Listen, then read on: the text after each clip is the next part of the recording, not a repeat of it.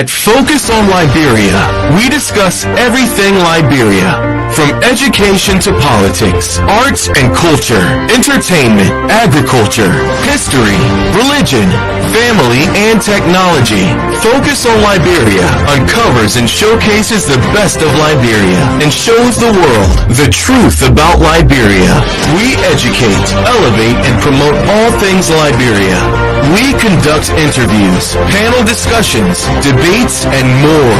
Tune in to Focus on Liberia on Facebook and YouTube and be a part of the stories that make up the news. This is Focus on Liberia, and I am Dennis Jah.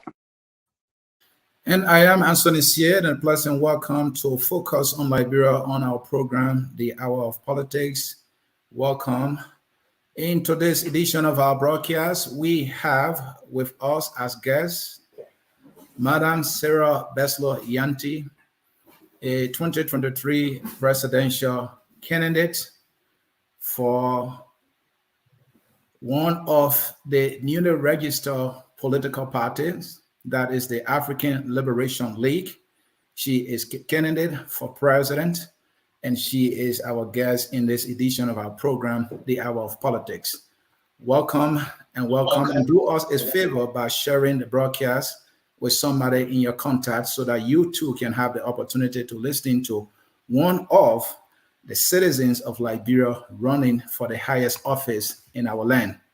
Our guest, Madam Sara Beysolow Nyanti, welcome to Focus on Liberia. It's good to have you. Thank you, and glad to be on your platform. All right. Well, a little about our guest. She once served as director of the National AIDS Control Program, that's the Ministry of Health, Republic of Liberia. She also served as a resident coordinator in the past sometime in 2001, based on what we have read. She also was a representative for the United Nations Children's Fund, that is UNICEF, in Yemen between 2019 and 2020. For the same UNICEF also in the Gambia between 2015 and 2017. And recently, she also was appointed by the Secretary General of the United Nations to be the Deputy Special Representative in the United Nations mission in South Sudan, and also as resident coordinator for that same country. Ms. Nyanti, congratulations for your most recent role at the United Nations, and it's good to have you. Welcome again. Thank you. All right. Well, let us get to it. How you doing? How's family? And how is your political institution, by the way? Family is good. I am well, and political institution is growing. All right. It is growing, you said. Sorry here. Somebody is bothering me here. Sorry about that. So you said the political institution is growing. Family is good. That's good to know that family is good. You talk about growth here for your political institution. It's a numbers game. What kind of growth are you talking about here? I'm speaking about the grassroots growth. I'm speaking about the organic reach out from communities to be a part of our party. Mm-hmm. I'm talking about the organic reach out of individuals across the country wanting to be affiliated with the African Liberation League. And we're seeing so many auxiliary groups forming to partner with us, as well as a huge number of members coming into the party. We're engaging with other parties in terms of partnership. So we're growing daily. I think it's overwhelming for us, the growth rate, but it's also encouraging for us, noting that many people were still searching for a political home.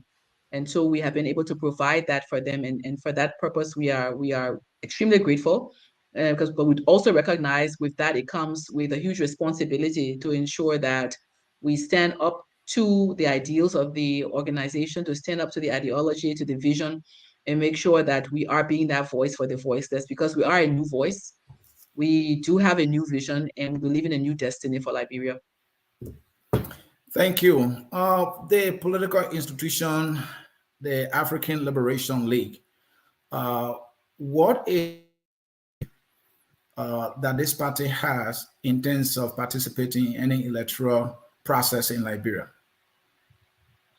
So this party, the African Liberation League, is a new party in terms of its legal status with the Republic of Liberia. It's a new party in that it was registered in May, and it was accredited by the National Elections Commission at the same time in May. But it is old from the perspective of its membership. It's old because you have many of the national executives who were political affiliates, political friends, sharing similar ideologies, having worked at the grassroots level in various political organs and political institutions, coming together to form the party. So from that perspective, we do have old relationships within the party, which makes it easier for us to hit the ground running, which has made it easier actually for us to hit the ground running and to have the kind of grassroots response we're having. Thank you. According to you in one of your interviews, I may not be using your exact words, but what you said was that the ideas, and the manifesto of this party are things that you subscribe to. In fact, you went further that when you read the manifesto, it's like things you had in your mind that you have loved to write down. That's why you saw them, or putting down on paper. My question is, has it been that way? Is Sarah this person who associates herself with an institution because she subscribed to the very ideals that they believe in? Well, all of us grow. And if we stop growing and learning, then we stop living. Okay. So for Reverend Sara Beysolow Nyanti today in 2023, if I were to get up to write the vision, write the ideals and the values of a political party, I would have written almost verbatim what has been written by African Liberation League. Maybe structurally, I would have done things a little bit differently, but the ideology, the mindset, the focus, the vision, the perspectives, all I share.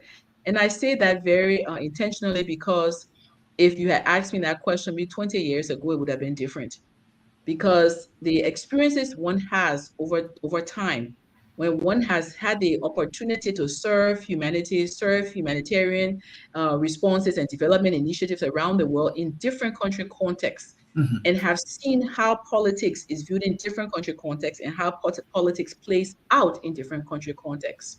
One then has the benefit of all of those experiences to shape one's mindset. And the sum total of all my experiences have brought me to the place where I feel that a political party should be about social justice. It should be about social democracy.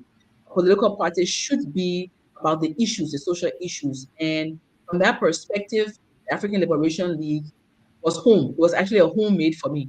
And the Pan-African ideology also was one that resonated very strongly with me because I am a firm believer in the fact that unless Africans rise up and take responsibility for Africa, and unless Africans form the critical mass looking for the solution of Africa's problems, we'll not get there. And Liberia, being one of the pioneer countries, being one of the foremost countries in terms of signature to the League of Nations, the United Nations, the OAU, Liberia being a leader on the continent. If Liberia gets it right, Liberia will be an example to other countries on the continent. So that Pan-African ideology and the mindset I had that Liberia's solution will come from Liberians. Others can come and help, but if Liberians don't decide we want to transform Liberia, it's not going to happen. Others cannot do it for us.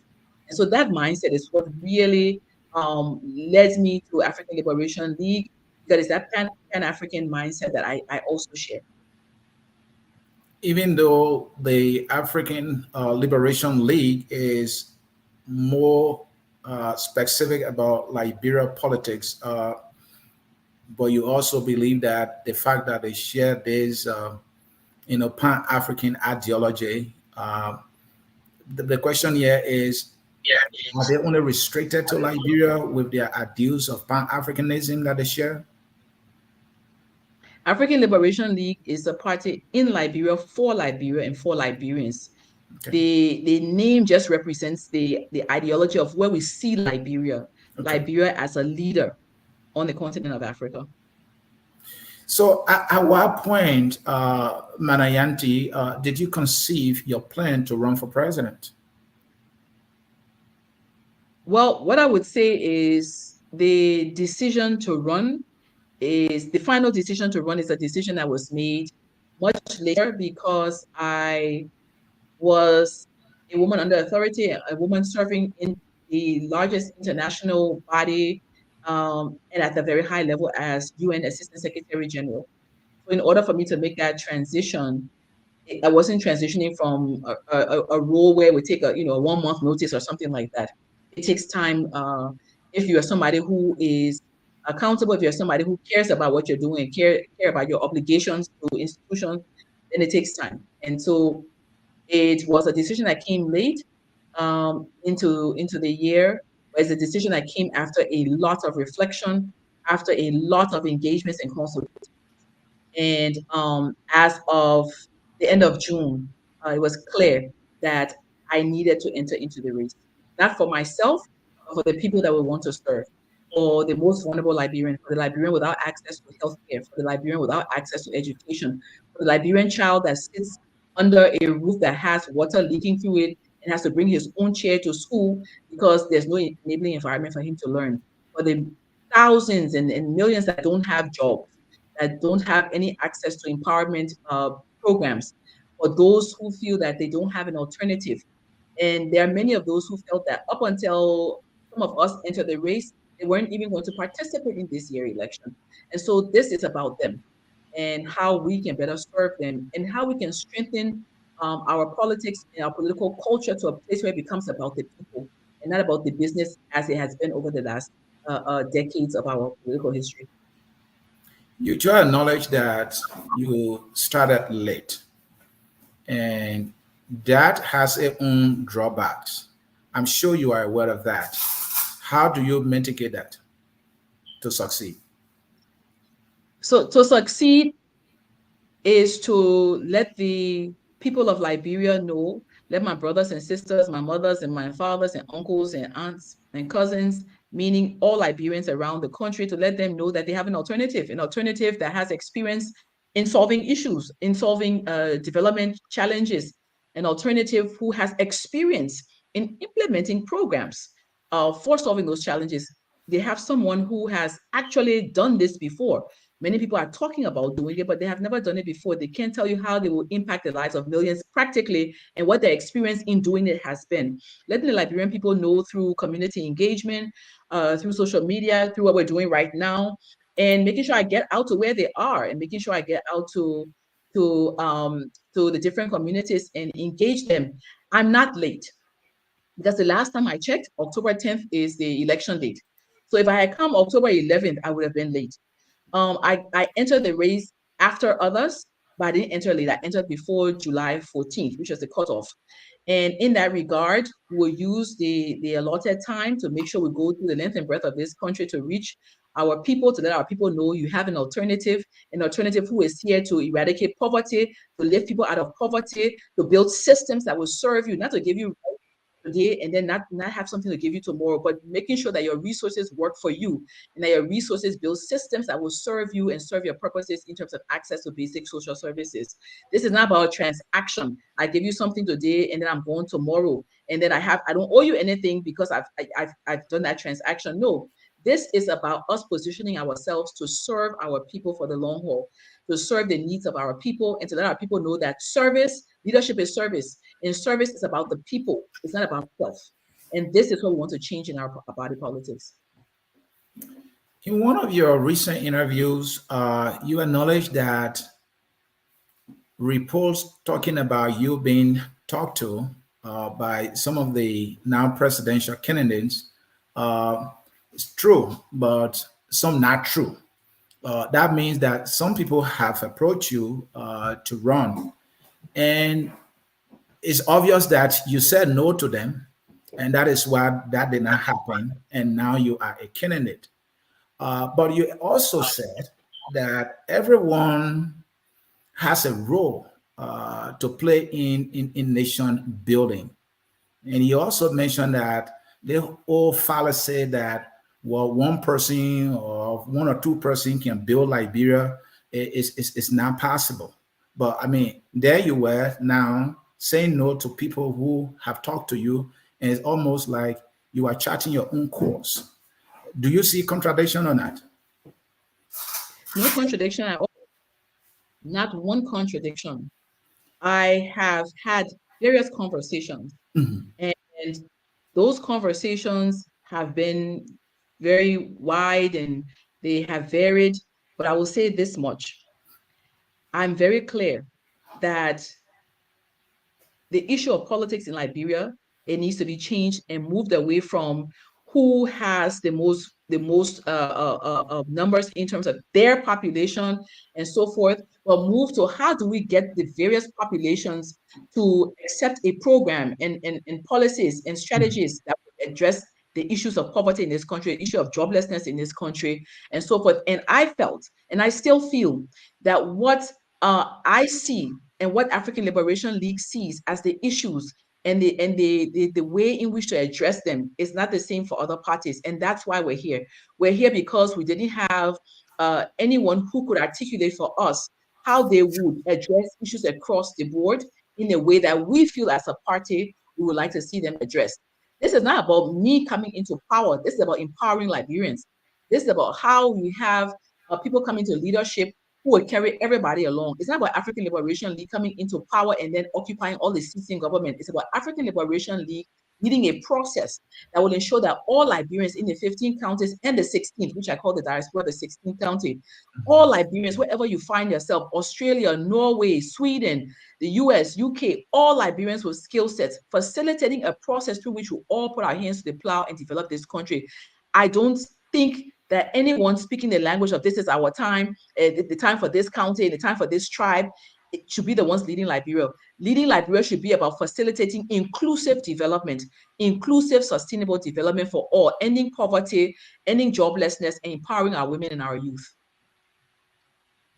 All right, folks in cyberspace, if you are just joining us, my name is Anthony Sear. This is the Hour of Politics. My guest is Sara Beysolow Nyanti, a Liberian who has served in the United Nations circle for over 18 years, and now she is running for president and now the standard bearer of the African Liberation League. Manayanti, name recognition in politics is key, and Liberia is of no exception. That is the obvious reason you hear Bwaka, Weird, and other names will follow. I'm not sure you have that national name recognition, or you are known nationally as a national politician. How will you be able to win if that is not the case now? What I would say is that my name is known in places and spaces for different things. I may not be known as a national political figure, but I'm known in many communities for the woman who started the social movement for change, who's been doing community activities. Right. I'm known as the woman who set up the learning halls for adolescent girls. I'm also known as a pastor who's preached in many community churches and has been conducting nation building seminars for church leaders and pastors and so forth in several counties. So I may not have a recognition up before now. I may not have recognition as a politician across the country, but let's see what happens on October 10th. And let's have the conversation on October 11th and see where that stands, because we are doing everything to make sure that all the communities around this country will know that they have an alternative in ending poverty, in job creation, in transforming this nation into the country it's supposed to be for all Liberians. And that's why we say all Liberians or no Liberia. One of the questions we in the media always ask is, what will you do differently? To that, in one of your interviews, you said what you are doing different now is educating Liberians how to work together. I'm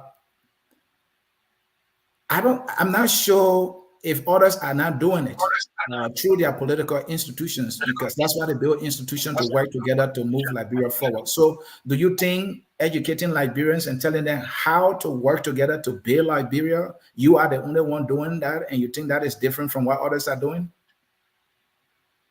Well, I'm not so sure that what you're saying is you're quoting me verbatim. I think what I've always said and will continue to say is that what I would do differently will be about ensuring that we go through a process of healing, unity, reconciliation, healing.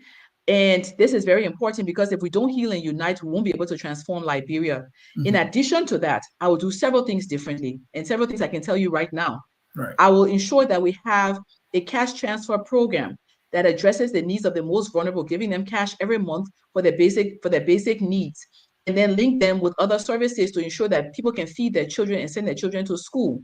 And that program will be for the most vulnerable. I will also start a national youth service scheme that will ensure that youth coming out of university are given the opportunity to get ready for the job market. So an internship that where they can learn and grow, but also where they can offer their services to the government and to the private sector, and making sure we use that also as an opportunity for healing and reconciliation, meaning that they will serve in different parts of the country. And that's a way for us to become one people and work towards nation building.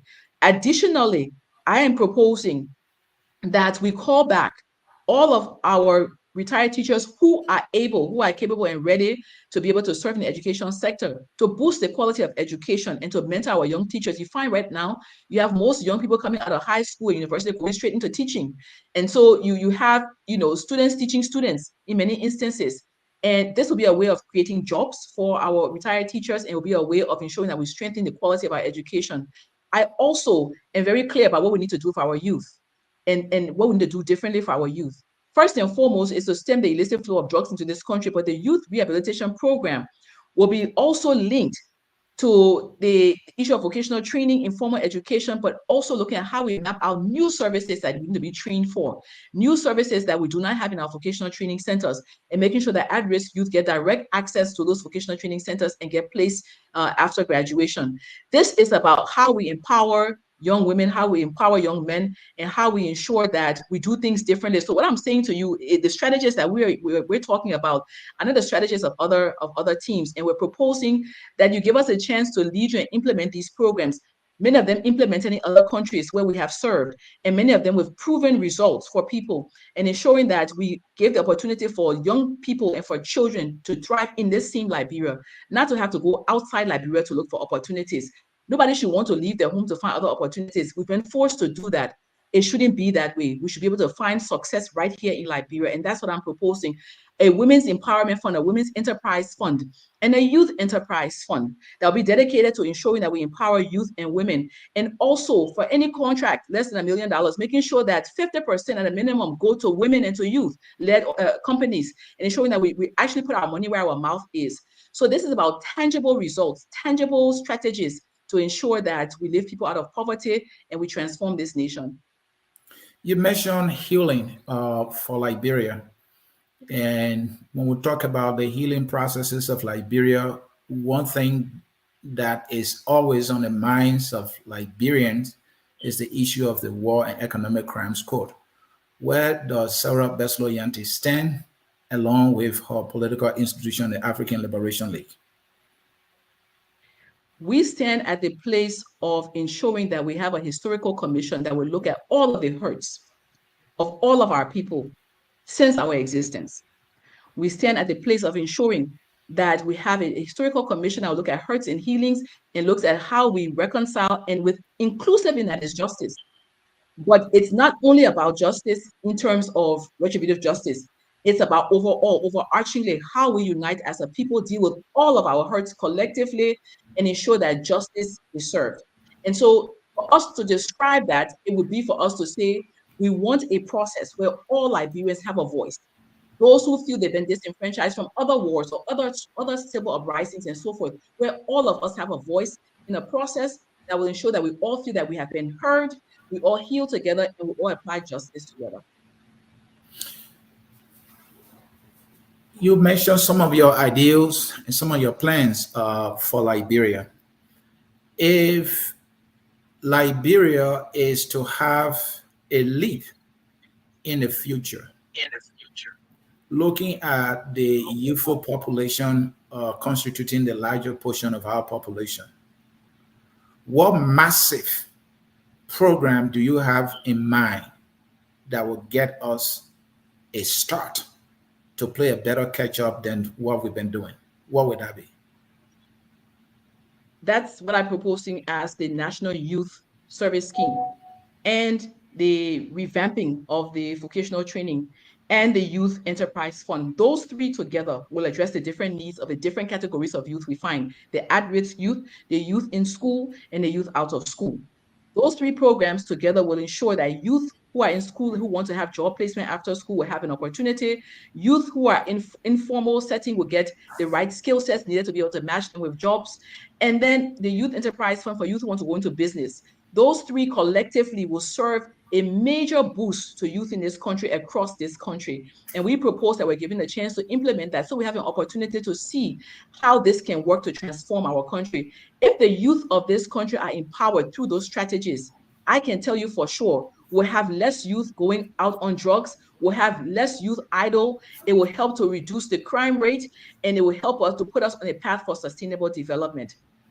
I also believe very strongly that the issue of the youth and the issue of access to jobs is one that, if we don't address it head front, if we don't address it up front, if we don't address it up and center, it will not serve the purpose of sustainable development, because youth will continue to be idle. And that's why those three strategies will be implemented right away, immediately upon assumption of duty. It's important to also note that the Youth Enterprise Fund that will be addressing youth when they go into business will also be matched with skills development. We're also helping them along the way in terms of how to do their businesses and so forth. And hopefully that will be able to translate into a lending bank for businesses. But to start off with, we'll be talking about the Youth Enterprise Fund and the Women's Enterprise Fund. And finally, anybody running for president, the ultimate goal has always been to win. And that constitutes success. And if and when one does not get elected, usually we refer to them as being unsuccessful. That is a failure. What is success for you for this presidential run? You are admitting starting this late. Well, no, you say I started late. I started later. I started later than others, but not late. It's only late if it's October. If it was after July 14th, if I missed the registration, then it would have been late. But I started later than others. So what would be success for you? Acknowledge that. What success for me? Success for me would be that we come first or second in this race. It would also, success for me will also, first of all, let me just say this. Let me take a step back. I've already won. And what I mean by that very strongly is the fact that I actually made a choice to take early retirement from the UN, from a UN Assistant Secretary General, where I could work for as many years as I wanted to. I made a choice to walk away from that, to come home, to be a part of a process to transform Liberia. That's winning for me, because it's a very difficult decision for anybody to make. So that's already for me a success, that I was able to make that choice and to do that. And I must tell you, about you running for president. My question is about you running for president, and you're saying leaving the United Nations is a success. I'm giving you levels of success. I'm giving you levels of success, because success is not only about a position. Processes matter. The second success I feel that I already have is my ability to be able to come home in the short time that I had, to be able to identify a party with like ideology, to be able for us to be registered on the ticket. Sorry to interject. You're not the only one doing that. Other Liberians have done that, and we refer to them as unsuccessful. Cummings comes to mind. So how is that successful? So you asked me my measures of success, and I'm giving them to you. So if you would allow me, so my measures of success in the process to becoming president, I've listed them. I'm listing them to you. The third level of success that I see that's very important is the ability for us to be able to connect with the population of Liberia, to be able to connect with the grassroots, to be able to connect across the 15 counties and with the diaspora, to be able to connect the ideology, the fact that it's an inclusive development, all of us need to transform Liberia. And the pinnacle for me, the zenith for me, will be for us to enter into leadership, for us to be able to now take all of these people along with us, including those who are not with us, but all of us going together to transform Liberia using the manifesto of African Liberation League. Processes are just as important as results. Processes can be destructive. And the process to getting to the presidency is critical, it's important. If we don't use the process to build and to unite, so that we reconcile and heal, will end up leading nobody, because you will have a divided country, and you don't want that. We want to unite, we want to reconcile, we want to build. And so the process for us is just as important as the result. We will be going to the presidency, we will be leading Liberia, but we'll not use a divisive and destructive process to get there. And that's what this is about. Thank you so very much, folks in cyberspace. The first segment of this broadcast has come to an end. We will take a short break. When we return, Mr. Jeremy Gilman will be taking over for the final few minutes of this broadcast. Stay tuned. We'll be right back. At Focus on Liberia, we discuss everything Liberia, from education to politics, arts and culture, entertainment, agriculture, history, religion, family, and technology.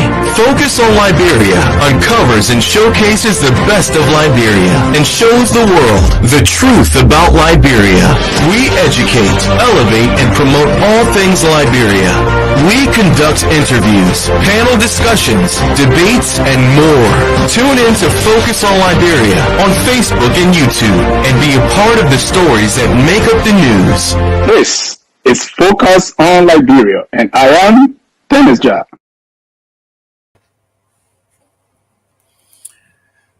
Good afternoon, ma'am. Great to see you. Great to see you as well. Thank you. Well, I'm Jerome Gaiman, one of the hosts here on Point. Hail from Grand Bassa County and been following your politics for a while. Great to see you. Thank you. We heard a lot about you. I read about a lot of the things you have done. And great to see a woman of your caliber taking on the task of wanting to lead our people, our country. Quite honorable. If there's anything special, anything that you have loved to say that Mr. Sia didn't ask you, that you would like to impact our community? I think one important thing to say here is the fact that Liberia's transformation will not come from a person. Liberia's transformation will not come from two persons. Liberia's transformation will come from all Liberians wherever we find ourselves. And that's one of the key messages I want to stress throughout this process. And it's important for us to be aware that the more we stress this, the more Liberians will realize our politics should be about a place where we're all trying to go, a vision for transformation of this country. It's not temporary and it's not transactional. It's not about today. It is not about just somebody winning and then sitting in government, but it's actually about how people serve us and bring us together as a people to serve each other. Collective and active citizenship, if we do not make our politics about that and create the civic education and awareness for our people to know that this is about a process that brings them into the fold and into the decision making for all of us to work together, we'll continue to have a state of dependency where people, one group thinks that the other group is supposed to do for them, whereas we're all supposed to do for each other. We're all supposed to be cleaning our community. We're all supposed to be developing our communities. We're all supposed to be working together. And I think this is an important time in our history, in our politics, that we make that shift to stop dividing and start, for all of us to start talking about the collective nature of transformation and nation building. Great. I think our audience want to interact with you. Can you see the comments that I just posted? This is from one of our correspondent, actually our African correspondent. He hails out of Kenema, Sierra Leone, very well versed on the issues. I think you're reading what he said. He said, "What's your employment agenda for youth? Who do you consider as youth?" And then you can go from there. So the employment agenda is particularly the National Youth Service Scheme, which we plan to implement across the country, which will be a process of getting youth out of university, those youth, getting them into roles in the private sector and the public sector that will help to build their capacity and that will help to prepare them for the job market. Mind you, we will be working aggressively also on private sector development and creating more jobs in the country. We have several programs that we'll be putting in place for job creation, including a rice bank that will create over 10,000 jobs, a lot of job initiatives across our manifesto. But the idea would be that to ensure that we have a process where we have youth develop into the system, into the job market, prepare for the job market, and given a chance at success. We also have in our manifesto a plan for informal education and transforming informal education to look at new skill sets needed for the job market in 2020, in the 22nd century, not just the 21st century. So preparing us for success in the years to come. How do we make sure that youth are successful adults of tomorrow? So informal sector as well, and then looking at how we then link those with those skill sets to jobs in the informal sector and in a structured way. The age of youth is already agreed for Liberia. I think it's 15 to 34. We already have the age of youth agreed as a country. The youth policy exists, but most specifically, I think it's about how we look at overall as young people below the age of 40, looking at the fact that some people enter school late, some people have different challenges. Overarchingly, we need to be looking at how we engage young people in the development process and making sure that young people play the active role in terms of Liberia's transformation. I think the question after that, because it's left the screen, I think the question after that was about activities I've undertaken at community level.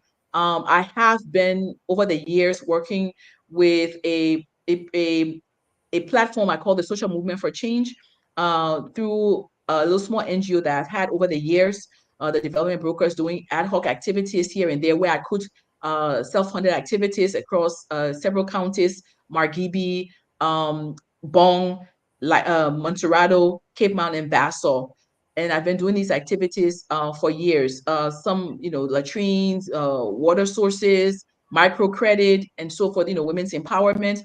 But also, I'm very proud to say I now have been able to set up 8 learning huts for adolescent girls in partnership with communities, where the community gives the facility, we give the female teacher and the female psychosocial worker, we pay them, and they teach the girls after school. They also help them with menstrual hygiene and issues around sexual and gender-based violence. So beyond that, I've also been doing some nation-building training for pastors and church leaders. I started that in 2021, and I've done that in several counties. Great. I think we got a question from Mr. Augustus Doe. He said, Ms. Nyanti, if you were elected president of the Great Republic of Liberia, what would be your financial transparency to the people? Obviously, our society has a transparency issue. What will you bring to the table that would justify your policy as it relates to public transparency? Within 100 days, I will set up a fast-track corruption court. That fast-track corruption court would be to ensure that we prioritize every case of corruption. And I will also institute a system for anonymous whistleblowing for corruption cases and corruption issues within within public service, to make sure that people can be protected from disclosing those information, and making sure they can report in a way where we can have it addressed by a system to address public transparency. I also, if elected president of Liberia, will ensure that we have public disclosure on contracts and a public disclosure on amounts that are leaving, large scale amounts that are leaving our institutions, so that the public feels comfortable that the resources are being spent in an accountable and transparent way. There will be financial disclosure by all members of leadership of the government that I lead, ensuring that the people are aware of what we come into the government with and have the ability to track what we have over time. Great. We got a question here from Jimmy Eastman. He said, did the communist camp ask you to run as the vice standard bearer? What I can say is that I've had conversations with several people across several different political divides in the country. And those conversations have been, many of them broad, many of them general, some specific. I have had conversations, very broad conversations, with the CPP and with many others. And all I can say is that I believe Mr. Cummings chose the vice standard bearer that he felt can best serve his purpose. And I've decided to run with Honorable Simeon Moriba on a ticket that I think will address the developmental and poverty issues of our country. Thank you. Finally, we have Edward Admiral here from Sierra Leone. Do you think that Liberia still trusts a female to lead them after Ellen's experiment, or the experience with the Ellen administration? We actually have a survey. I have access to a survey that was done a couple of years ago, and that survey showed that it was done in Montserrado and Bong. And that survey showed that Liberians just wanted people who would be transparent, accountable, address corruption, and be able to transform the country. And it was not gender specific, and there were questions asked on gender, and it was not gender specific. Liberians just wanted the results. Those polls just wanted to see transformation. And so that's what I bring. I bring a transformative agenda with a track record and experience of implementing a lot of the programs in our manifesto.